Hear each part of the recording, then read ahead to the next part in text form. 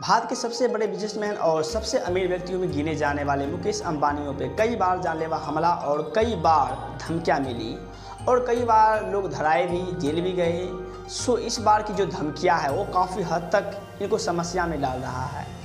यानी कि जिस प्रकार से अपराधी ने ईमेल किया है वो कहीं ना कहीं बड़ा अमाउंट है, जिसको लेकर अंबानी के परिवार और अंबानी खुद भी इस पर सोचने के लिए मजबूर हो गए हैं। सो आज जानते हैं कि वो ईमेल में क्या था जिसके कारण ये लोग इतना सोच रहे हैं। अपराधी ने कैसा मैसेज किया है जो इतने बड़े बिजनेसमैन को सोचने पे मजबूर कर दिया है, जो कहीं ना कहीं एक बड़ा अमाउंट होगा या बहुत बड़ी मांग होगी। सो आइए जानते हैं इस वीडियो में, और आपको ये भी बताऊंगा कि ऐसे लोगों की मानसिकता क्या हो सकती है, ऐसे लोगों की माइंडसेट क्या हो सकता है जो ऐसे कामों के लिए मोटिवेट होते रहते हैं। सो आप हमारे वीडियो में लास्ट तक बने रहें और जानें। इसमें मैसेज आया है अंबानी परिवार को एक अलग ही कैटेगरी की सुरक्षा की आवश्यकता पड़ गई है, जिसमें जेड कैटेगरी शामिल किया गया है। जेड कैटेगरी उन्हीं लोगों को दिया जाता है जिनके जान को काफ़ी ज़्यादा खतरा हो। तो आज जानते हैं कि जेड कैटेगरी होता क्या है और जेड कैटेगरी में कितने लोग शामिल होते हैं और ये कैसे लोगों को दिया। जेड कैटेगरी की बात करें तो इसमें 5 से 6 एनएसजी कमांडो और उसके अलावा 22 सुरक्षाकर्मी होते हैं जो उनके इर्द गिर्द घूमते रहते हैं, जो उनके आसपास जो भी एक्टिविटी होते रहते हैं उनको ऑब्जर्व करता है और उस पर एक्शन लेता है।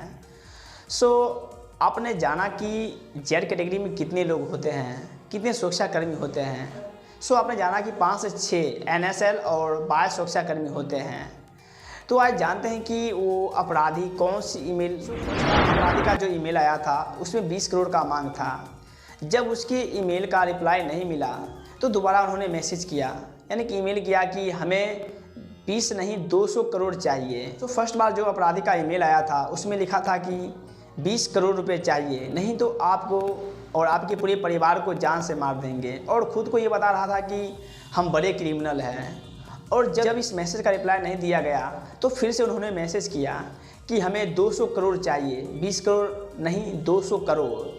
सो कहीं ना कहीं सोचने वाली बात हो गई और ये बातें मीडिया में फैल गई, और सोशल मीडिया पे जब कोई बात आते हैं तो कहीं ना कहीं वो बड़ा हो जाता है और ये मामला बहुत सारे जगह पे फैल गया और एक बड़ा मुद्दा बन गया। सो मुझे लगा कि आपको इसके बारे में बात ये है कि ये धमकी भरा ईमेल उसी दिन आया है जिस दिन उनके तीनों बच्चों को रिलायंस इंडस्ट्रीज के बोर्ड में शामिल करने पर शेयर होल्डर्स की मोहर लग गई।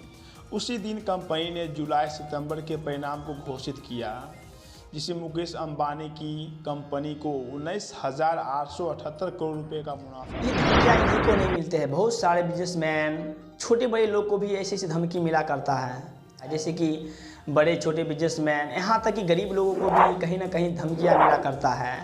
सो ये सब बात की बात है और कहीं ना कहीं ये बड़े मुद्दे भी है कि ऐसे लोग कहाँ से मोटिवेट होते हैं, कैसे मोटिवेट होते हैं, इसकी माइंडसेट क्या होता है।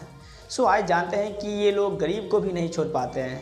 किसी मामले में ये लोग गरीब को भी टारगेट कर लेते हैं, जो कहीं ना कहीं इनके विपक्ष, इनके बारे में आवाज़ उठाते हैं। तो आज जानते हैं कि ऐसे लोगों की मानसिकता क्या होता है, और कहीं ना कहीं ये नकारात्मक आर्थिक कारक भी इनका जिम्मेदार है, यानी कि बेरोजगार, आय असमानता, जिसको लेकर ये लोग ऐसे कदम उठाते रहते हैं।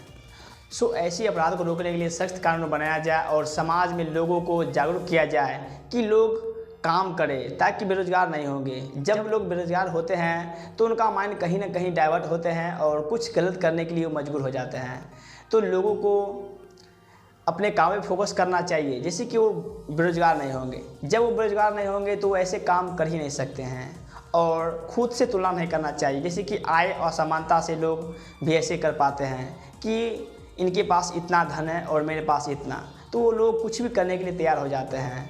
सो फर्स्ट में इसको ख़त्म करने के लिए आपको काम करना चाहिए। सो फर्स्ट में लोगों को ऐसी चीज़ें ख़त्म करने के लिए रोज़गार का होना बेहद ज़रूरी है। वैसे लोग ही कर पाते हैं जिनके पास ये रोज़गार नहीं होते हैं। सो कहीं ना कहीं ये कुछ गलत कदम उठा पाते। सो ये था इस वीडियो की पूरी सच्चाई, जिसमें बताया गया कि अपराधी कितने मांग किए और लोगों की क्या मानसिकता होती है जो ऐसे काम करते हैं। सो आपको ये वीडियो अच्छा लगा हो तो लाइक और सब्सक्राइब